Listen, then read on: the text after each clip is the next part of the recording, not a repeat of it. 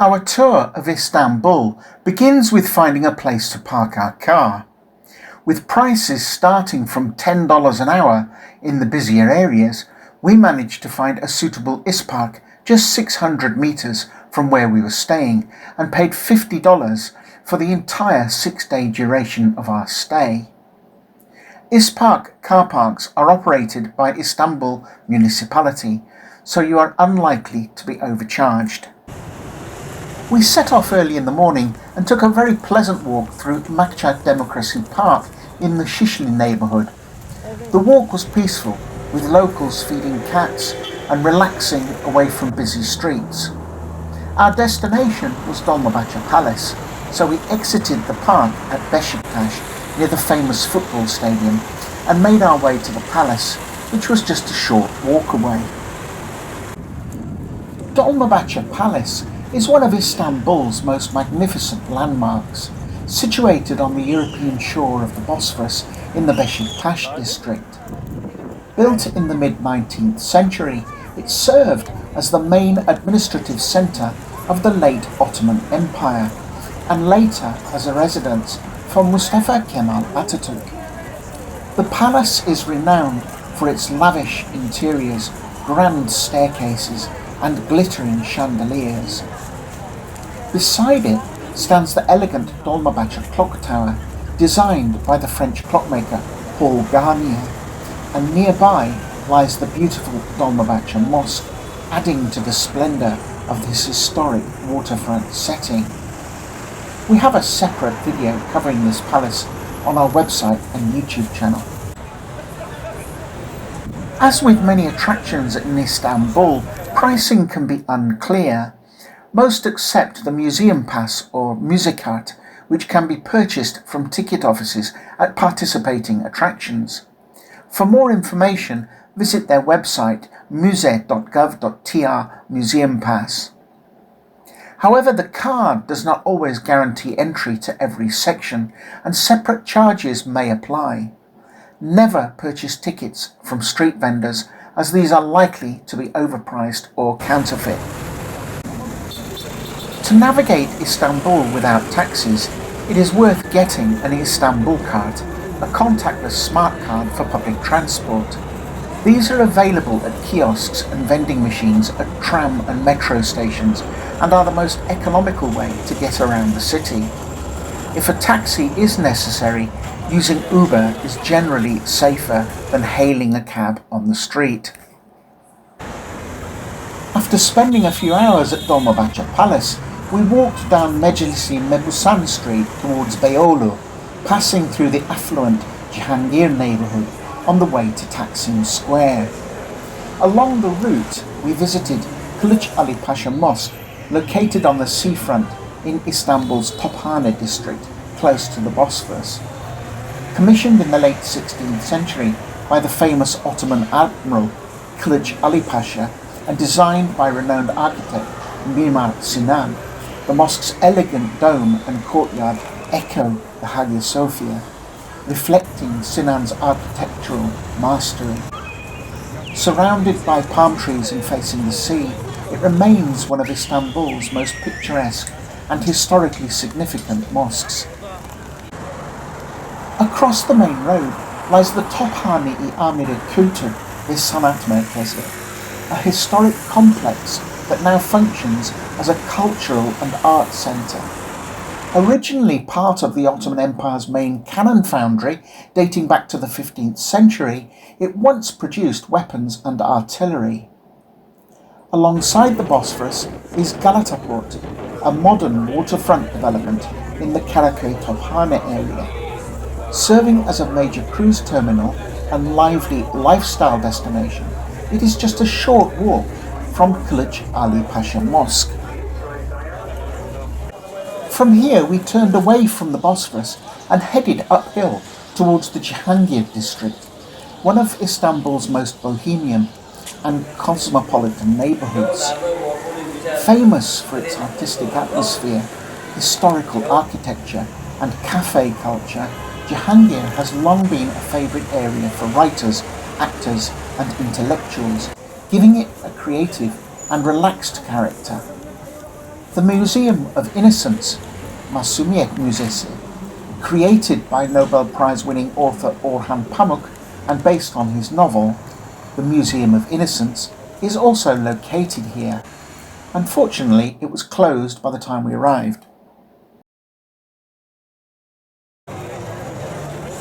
Finally, we reached Beyoglu, one of Istanbul's most vibrant and historic districts, known for its eclectic mix of culture, art, nightlife and architecture. At the heart of the area is Istiklal Caddesi, a bustling pedestrian avenue stretching from Taksim Square down to Galata. Lined with shops, cafes, restaurants, historic theatres, embassies and beautifully restored 19th century buildings, Istiklal Caddesi is always full of life, with street performers, art exhibitions and small galleries adding to its charm. At the top of the avenue lies Taksim Square, a major public space and transport hub, often considered the symbolic heart of modern Istanbul. The square is surrounded by notable landmarks, monuments and hotels, and it frequently hosts cultural events, protests and celebrations. Further down the hill, the historic Galata Tower dominates the skyline, offering panoramic views over the city and the Golden Horn. Beyoglu is also home to art galleries, cinemas, music venues and numerous cultural institutions, making it a must-visit district for both history and modern urban life. Istanbul is a city that bridges Europe and Asia across the Bosphorus, rich in history and culture.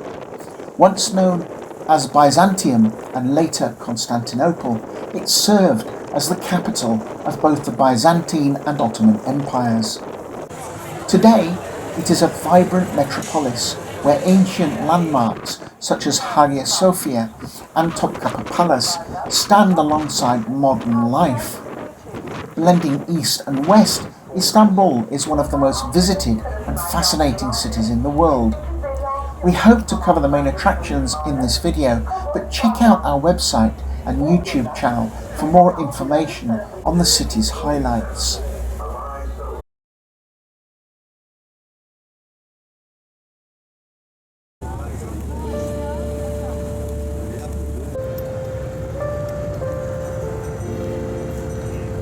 A trip to Buyukada, or Big Island in English, is definitely worthwhile. Ferries depart from various locations, with journey times ranging from 30 minutes to an hour and a half, depending on the type of ferry. We chose the longer route, which took us past famous landmarks and close to several of the other Prince's Islands.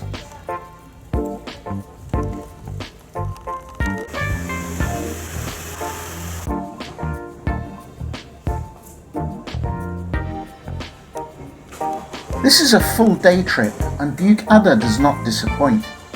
There are no cars on the island, only electric vehicles, and some of the old timber houses are truly spectacular. Once a paradise for Istanbul's wealthy elite, the island has retained its character. Even with a busy tourist centre, you can escape the hustle and bustle and wander through the leafy avenues.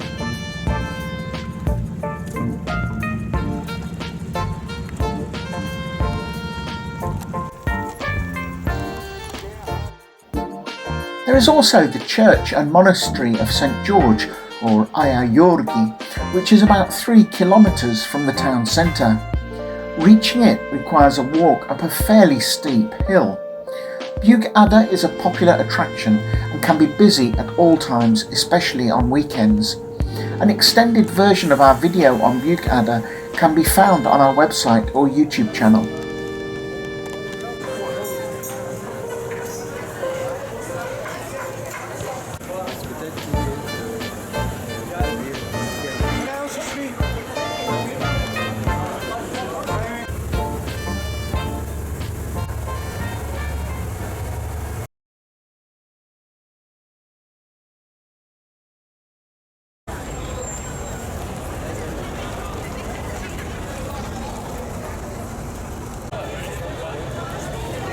Today, we visit more of Istanbul's attractions. Starting at the Galata Bridge on the Eminönü side, we walk a short distance to the popular Spice Bazaar, known in Turkish as the Mısır Çarşısı, meaning Egyptian Bazaar.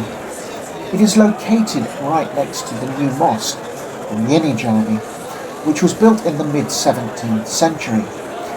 It is one of the most famous markets in Istanbul. The bazaar actually forms part of the complex that was once attached to the mosque and sits close to the busy ferry terminals, making it easily accessible for both locals and visitors arriving from across the city and the Bosphorus.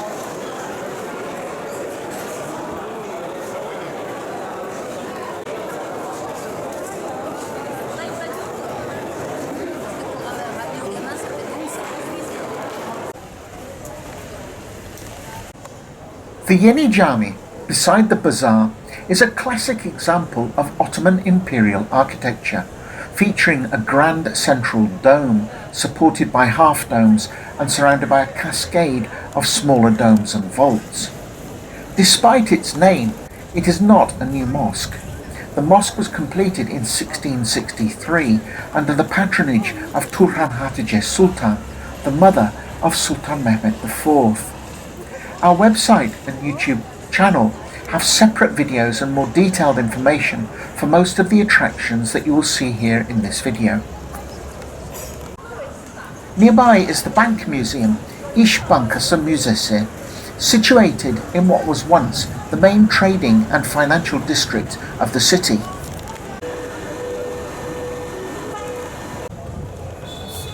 We continue on foot to the tomb of Mahmud II, which is about a 15-minute walk away. This tomb was built by Sultan Abdülmecid for his father Mahmud II and later became the burial place of other sultans and members of the Ottoman dynasty.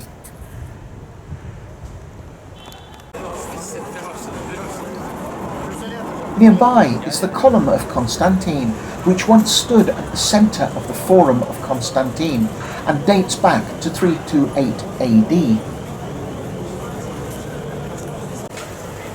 We then passed the Neighbourhoods Mosque, dating from the 18th century, and continue towards the Grand Bazaar, or Kapalı Çarşı.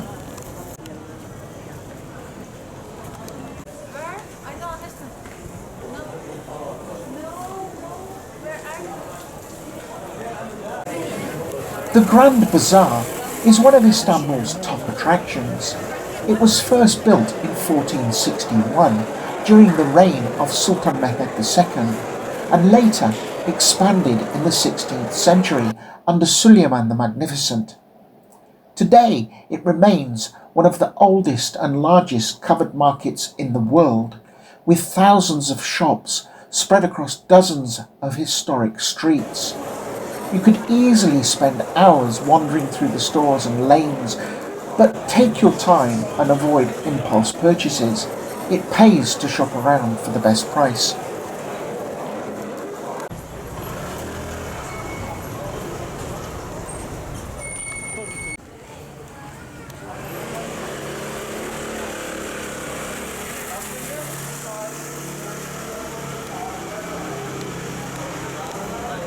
The Suleymaniye Hamam, a historic Turkish bath, forms part of the Suleymaniye Mosque complex, which is our next stop. The Suleymaniye Mosque, Suleymaniye Cami, is one of Istanbul's most magnificent landmarks. Built between 1550 and 1557 by the famous Ottoman architect Mimar Sinan for Sultan Süleyman the Magnificent, it stands on one of Istanbul's 7 hills, offering stunning views over the Golden Horn.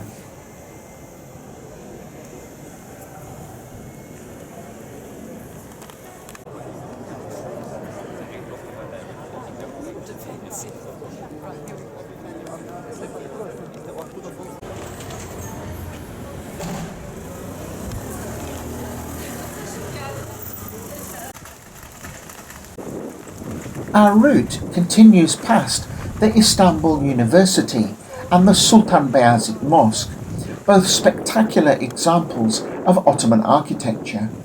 The ornate main building of Istanbul University, with its grand arched gate overlooking Beyazıt Square, was originally constructed for the Ottoman Ministry of War.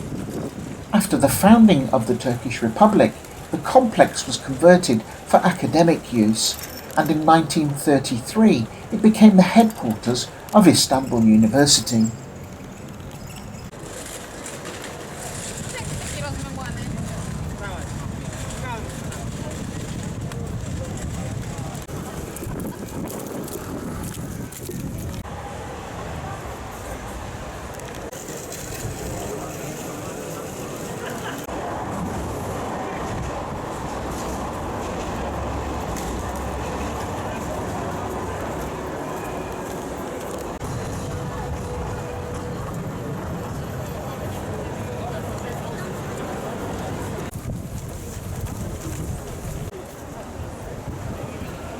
Our next stop is the hub of Istanbul's main attractions. Once the Hippodrome of Constantinople, it is now Sultanahmet Square, home to a host of nearby landmarks.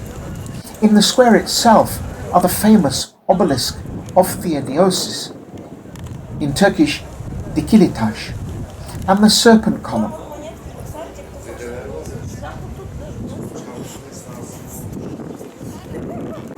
In Sultanahmet Square, you'll find the Hagia Sophia Experience Museum and, right next door, the Museum of Islamic Arts.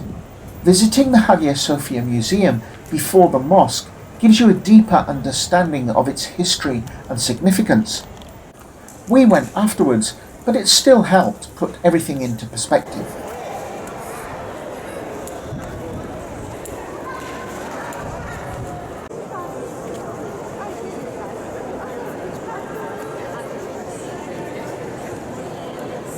Firstly, we visit the Sultanahmet Mosque, often referred to as the Blue Mosque. It is one of Istanbul's most iconic landmarks and a masterpiece of Ottoman architecture. Commissioned by Sultan Ahmet I and built between 1609 and 1616 under the direction of the royal architect Sedefkar Mehmet Ağa, a pupil of Mimar Sinan, it is famed for its breathtaking blue Iznik tiles, which line the interior walls and give the mosque its popular name.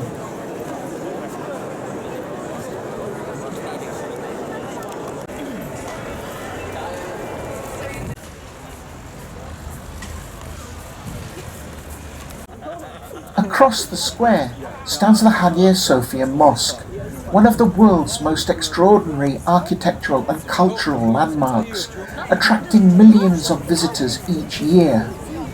Located in the historic Sultanahmet district opposite the Blue Mosque and close to the ancient Hippodrome, it occupies a central space in the heart of old Istanbul. Its vast dome dominates the skyline, symbolizing the city's long and complex history as the meeting point between East and West. Please note that the mosque is open for prayer only. Tourists must purchase a pass to visit the upper gallery, but not the main prayer area.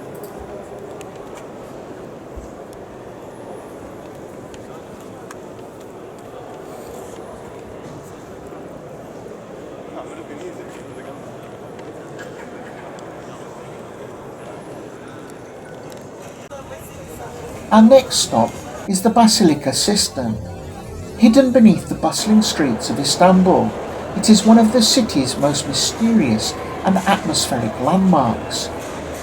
Known in Turkish as Yerebatan Sarnıcı, meaning the sunken cistern, this vast underground structure lies in the heart of the historic Sultanahmet district, just a short walk from Hagia Sophia, the Blue Mosque and Topkapı Palace.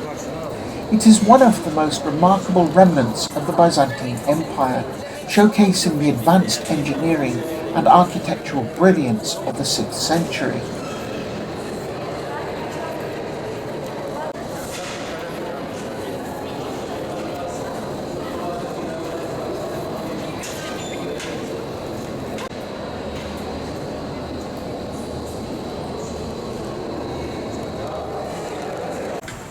Our final stop is an interesting one, the pudding shop.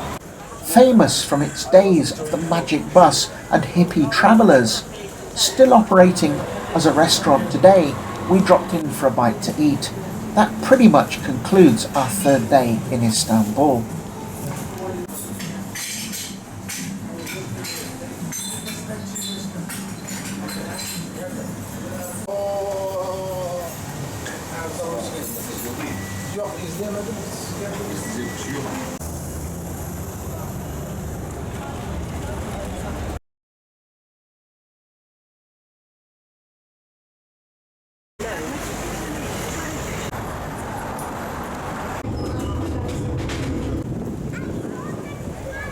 Today, our first stop is the Hagia Sophia History and Experience Museum in Sultanahmet Square, which offers an immersive introduction to the long and dramatic story of Hagia Sophia and the city that surrounds it. Set within a historic building, the museum combines authentic artifacts with advanced audiovisual displays that guide visitors through the Byzantine, Roman, and Ottoman eras. You should visit this museum before entering the Hagia Sophia Mosque. Its interactive galleries and multilingual audio guides bring to life the rise of Constantinople, the fall of the city in 1453, and its transformation under Sultan Mehmed II, whose forces famously transported ships over greased logs through the forest to bypass the defended Golden Horn. We leave the museum and head to Topkapı Palace. It's very crowded today, even though we're visiting in late September, so it's definitely wise to try and arrive early. Topkapı Palace is one of Istanbul's most remarkable historic landmarks, a sprawling complex that served as the heart of the Ottoman Empire for almost 400 years. Standing proudly at the tip of the historic peninsula, it offers sweeping views of the Bosphorus and the Golden Horn, and provides a vivid sense of the grandeur, culture, and daily life of the Ottoman court. Today, it's one of the most visited attractions in Istanbul, drawing millions of visitors each year who come to explore its treasures and experience the world of the Ottoman sultans. Topkapı Palace requires a minimum of 3 hours to see it properly, and preferably 5 hours, especially if it's crowded. Our next stop is the Archaeology Museums, located in the historic Sultanahmet district near Gülhane Park and Topkapı Palace. They form one of the most impressive and comprehensive museum complexes in the world. Founded in the late 19th century, the institution is housed in a grand neoclassical building that reflects the ambitions of the late Ottoman Empire to establish a museum worthy of its ancient heritage. Spend some time here, it's well worth the visit. As we leave the museum behind us, we take a walk through Gülhane Park, one of Istanbul's finest green spaces. The weather is pleasant, a lady is providing music for us, and all feels well with the world in Istanbul. It's time to head home slowly and leave the rest for another day.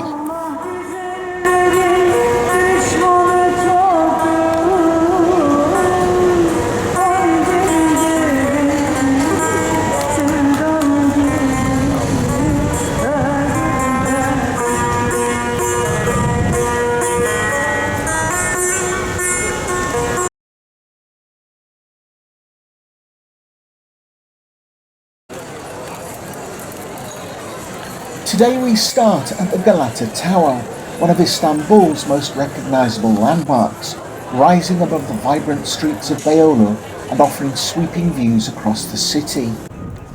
Built in 1348 by the Genoese as part of their fortifications, it originally served as a watchtower, and over the centuries it played many roles, from a defensive structure to a prison after the Ottoman conquest, and later a fire observation point during the time when wooden buildings made Istanbul particularly vulnerable to fires. The inside of the tower is home to a museum which displays artifacts and exhibits that tell the story of Istanbul from ancient times to the Ottoman era. Our next stop is the Rahmi M. Koç Museum. We took the tram part of the way and the rest of the journey by taxi. It's about 4 kilometres away from the Galata Tower. The Rahmi M. Koç Museum in Istanbul is one of the city's most distinctive cultural landmarks, dedicated to the history of industry, transport and technology. It sits on the northern shore of the Golden Horn in the historic Hasköy district, occupying two remarkable buildings, the old Ottoman anchor foundry known as the Lengerhane and the restored Hasköy shipyard. This is an absolutely amazing museum and the personal project of one of Turkey's most successful entrepreneurs. You can easily spend half a day here.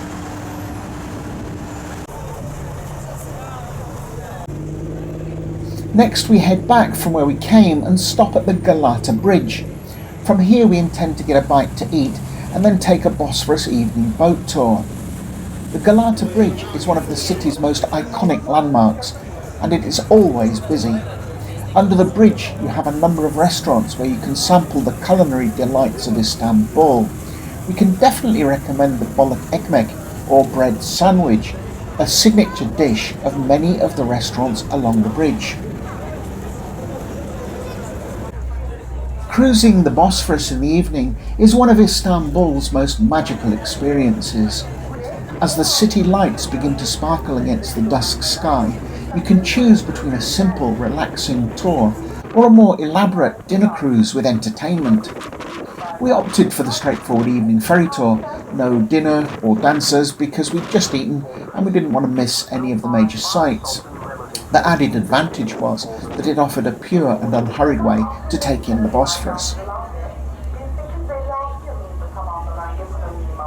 This finally concludes our 5-day Istanbul experience. Remember, you can always look at the places we visited in much more detail by visiting our website or the YouTube channel. Thanks for watching.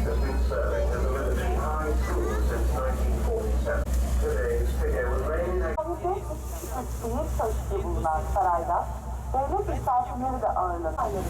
Özellikle yabancı devlet başkanlarının ağırlanmasında